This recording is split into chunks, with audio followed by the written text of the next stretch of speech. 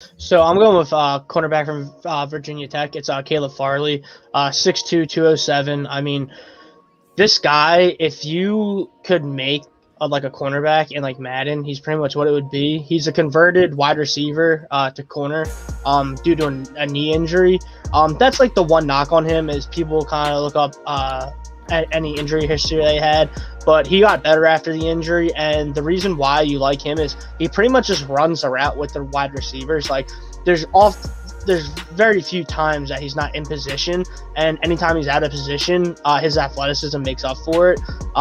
First of all, he's 6'2", and so he's already up there with some of the bigger wide receivers. And then you add in just the pure athleticism and skills because he's seen things on both sides of the ball, which I think is important. And the thing with Caleb Farley is like he's just a physical specimen. I mean, with the big three cornerbacks, like we can go back and forth talking about them.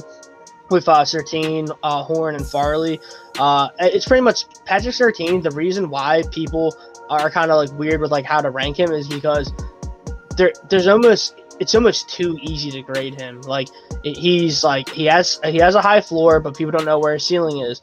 Caleb Farley, his floor is kind of unknown, but his ceiling's really high due to his athleticism and size. And then Horn, it's like people like I mean he's a monster, but he's a little crazy. He has a little bit of Jalen Ramsey in him where like you feel like the guy's going to fight everyone on the field, but he's really good. But we'll get to other corners later. But yeah, Caleb Farley is my number 7 pick.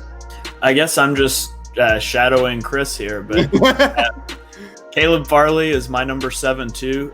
Although I have those flipped. I have him higher than Surtain, and I'm assuming Surtain's going to pop up in a minute for Chris. I love Farley's story.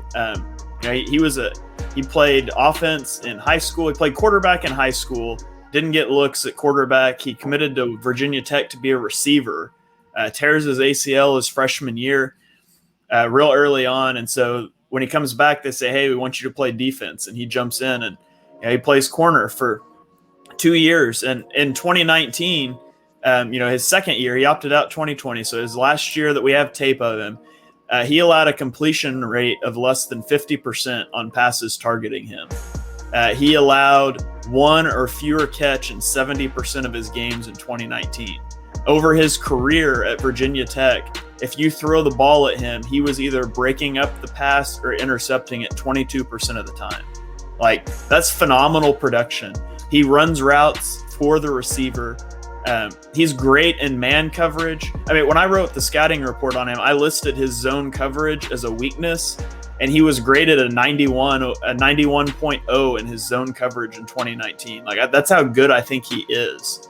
Now, again, you've got some negatives there. He's had injury history. He doesn't have a long history at the position, but I mean, he's the type of guy.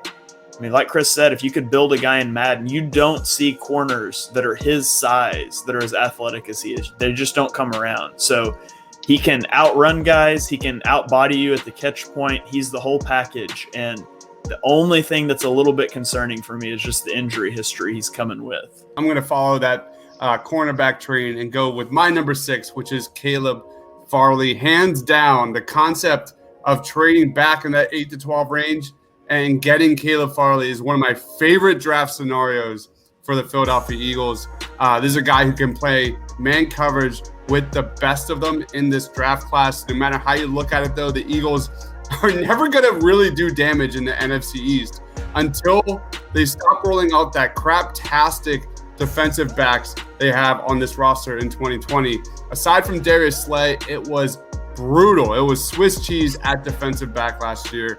Caleb Farley, like you guys mentioned, great size, 6'2", 210 pounds. He's a ball hawk, super fast feet, speed, kills, and Caleb Farley might have the best feet out of all the cornerbacks.